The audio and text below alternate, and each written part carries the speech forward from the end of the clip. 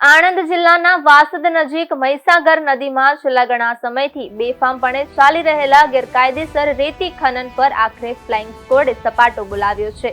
ગોધરા, વડોદરા અને આણંદ જિલ્લાની સંયુક્ત ફ્લાઇંગ સ્ક્વોડની ટીમે ઓપરેશન પાર પાડીને રેતી ખનન માટે વપરાતા સાધનો જપ્ત કર્યા છે.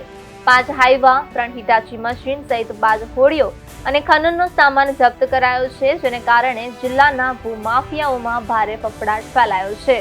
ફ્લાઇંગ સ્ક્વોડ દ્વારા આણંદ જિલ્લાના તંત્રને જાણ કર્યા વગર આ ઓપરેશન હાથ ધરવામાં આવ્યું હતું, જેને પગલે સ્થાનિક વહીવટી તંત્રની કામગીરી સામે ગંભીર સવાલો ઉભા થયા છે. આટલા મોટા પાયે ગેરકાયદેસર ખનન ચાલી રહ્યું હોવા છતાં સ્થાનિક ખાણ ખનિજ વિભાગની કામગીરી સામે ગંભીર સવાલો ઉભા થયા છે.